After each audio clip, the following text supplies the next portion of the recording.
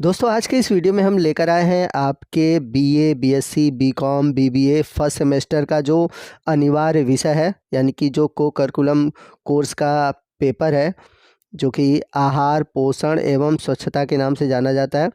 तो हाल ही में यानी कि आज के डेट में 6 फरवरी 2024 में महात्मा गांधी काशी विद्यापीठ का पेपर संपन्न हुआ है और इस पेपर का मैं क्वेश्चन पेपर लेकर आया हूं और साथ ही साथ क्वेश्चन के जो आंसर है मैं वो भी प्रोवाइड कराऊंगा और साथ ही साथ जो क्वेश्चन आपको हार्ड लगते हैं उसे मैं एक्सप्लेन भी करते चलूँगा। तो वीडियो बहुत ही इम्पॉर्टेंट होने वाला है, वीडियो को आप पूरा देखिएगा, ध्यान से देखिएगा, कहीं भी वीडियो को स्किप मत कीजिएगा। तो मेरे पास जो क्वेश्चन बुकलेट है उसका बुकलेट कोड है बी। यदि आपका बुकलेट कोड ए, सी या फिर डी है तो क्वेश्चन अप डाउन होंगे, तो आप क्वेश्चन के अकॉर्डिंग अपने आंसर को सही कर लीजिएगा।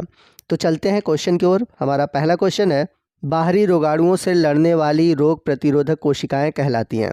तो हमारे शरीर में अगर कोई बाहरी रोगाणु अटैक करता है तो उससे लड़ने के लिए हमारे शरीर में बनता है एंटीबॉडी। और आपको बता दें कि जो एंटीबॉडी होते हैं ये प्रोटीन के बने होते हैं। और एक चीज़ और जान लीजिए कि जब भी कोई रोगाणु बाहर से हमारे शरीर पर अटैक करता है तो उसके पास होता है एंटीजन। तो रोगाणु जो अटैक कर रहा है वो एंटीजन है और उससे लड़ने वाला जो है वो है एंटीबॉडी। क्वेश्चन नंबर 2 है, पोषण माह कब मनाया जाता है? तो पोषण माह मनाया जाता है सितंबर में। तो सितंबर का जो फर्स्ट वीक है, 1 सितंबर से लेकर 7 सितंबर के बीच मनाया जाता है न्यूट्रिशन वीक। तो आपका राइट ऑप्शन है ऑप्शन 2। क्वेश्चन नंबर 3 है, ICDS के अंतर्गत बच्चों के किस आयु को सम्मिलित किया गया है?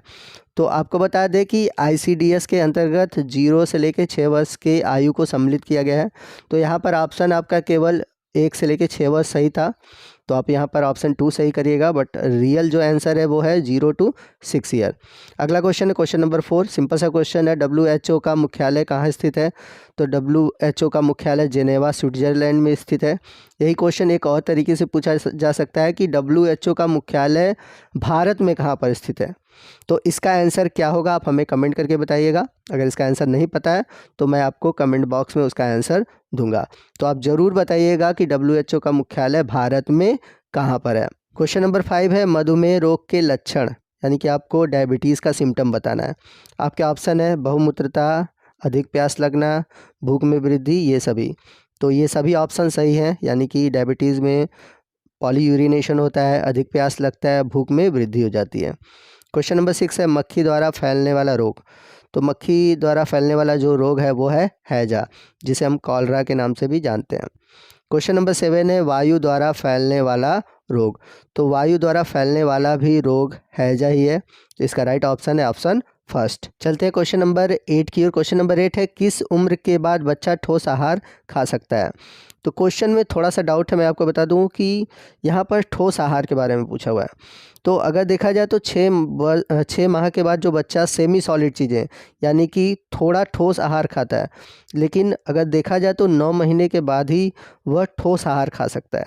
तो यहाँ पर जो राइट ऑप्शन होना चाहिए ऑप्शन सेकंड होना चाहिए अगर ठोस आहार की बात कर रहा है। अगर सेमी सॉलिड चीज़ें खाता है तो यहाँ पर आपका ऑप्शन होगा ऑप्शन फर्स्ट, 6 माह के बाद। क्वेश्चन नंबर 9 है, जल का सूत्र है। तो जल का सूत्र सिंपल सा क्वेश्चन है, H2O है। अगला क्वेश्चन है, सोडियम प्राप्ति का अच्छा स्रोत है। तो हम सभी जानते हैं कि सोडियम यहाँ पर दिए गए ऑप्शन में नमक से ही प्राप्त होता है, तो यहाँ पर राइट ऑप्शन है ऑप्शन थर्ड। क्वेश्चन नंबर 11 है, कैल्शियम का प्रमुख स्रोत है। तो कैल्शियम का जो सबसे अच्छा स्रोत है वो है दूध। क्वेश्चन नंबर 12 है, विटामिन के की खोज कब की गई थी? तो विटामिन के की खोज की गई थी सन 1912 में। तो राइट ऑप्शन है ऑप्शन 4। चलते हैं अगले क्वेश्चन की ओर। क्वेश्चन नंबर 11 है, 1 ग्राम वसा में कितने कैलोरी होते हैं? तो 1 ग्राम वसा में होते हैं 4 कैलोरी। 4.2 भी मिलता है देखने को, तो यहाँ पर सिर्फ 4 दिया हुआ है, तो 4 आंसर होगा। क्वेश्चन नंबर 14 है, एक जटिल कार्बोहाइड्रेट्स है। तो यहाँ पर देखा जाए अगर पॉलीसैकेराइड में, तो पॉलीसैकेराइड में तो सभी आते हैं, तो यहाँ पर जटिल कार्बोहाइड्रेट्स पूछा हुआ है, तो यहाँ पर राइट ऑप्शन है ऑप्शन 4 स्टार्च। क्वेश्चन नंबर 15 है, प्रोटीन में मुख्य भाग किसका होता है? तो प्रोटीन में जो मुख्य भाग होता है वो नाइट्रोजन का होता है, क्योंकि जो प्रोटीन होता है वो एमिनो एसिड का बना होता है और एमिनो एसिड में मुख्य जो कंपोनेंट होता है वो होता है नाइट्रोजन। तो राइट ऑप्शन है ऑप्शन थर्ड। क्वेश्चन नंबर 14 है, प्रोटीन नाम किस वैज्ञानिक द्वारा प्रस्तुत किया गया था? तो प्रोटीन नाम दिया गया था बर्जीलियस और मुल्डर द्वारा, तो यहाँ पर सिर्फ मुल्डर दिया हुआ है, तो आपका राइट ऑप्शन है ऑप्शन 1। क्वेश्चन नंबर 17 है आहार आयोजन के लाभ हैं। तो पूछ रहा है कि जो डाइट प्लानिंग है, यानी कि हम भोजन का जो प्लानिंग करते हैं उसका क्या लाभ है। तो इससे देखा जाए तो समय का सदुपयोग होगा, धन का सदुपयोग होगा और कार्य का जो समीकरण है वो बैलेंस रहेगा, यानी कि सिंप्लीफाई रहेगा, सरल रहेगा। ठीक है, तो यहाँ पर जो राइट ऑप्शन है ऑप्शन 4 है, इनमें से सभी। क्वेश्चन नंबर 18 है कुपोषण के लिए उत्तरदायी है। तो कुपोषण के लिए निर्धनता भी है, अशिक्षा भी है और मिलावट भी है, तो आपका राइट ऑप्शन है ऑप्शन 4। क्वेश्चन नंबर 19 है निम्नलिखित में पौष्टिक तत्व है। तो सभी चीज़ें पौष्टिक है, यहाँ पर प्रोटीन, खनिज लवण, कार्बोहाइड्रेट सभी जरूरी है, तो राइट ऑप्शन है ऑप्शन 4। अगला है विटामिन ए पाया जाता है। तो विटामिन ए गाजर, मांस और हरे धनिया सभी में पाया जा रहा है इसमें, तो आपका राइट ऑप्शन है ऑप्शन 4। चलते हैं अगले क्वेश्चन की ओर। क्वेश्चन नंबर 21 है फ्रेश फ्रूट विटामिन किसे कहते हैं। तो फ्रेश फ्रूट विटामिन कहा जाता है विटामिन सी को।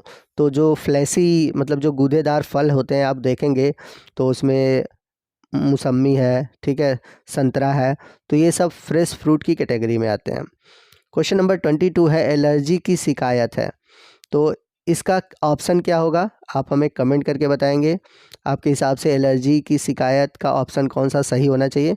अगर आपको आंसर इसका नहीं पता है तो मैं आपको इसका आंसर कमेंट बॉक्स में बताऊंगा।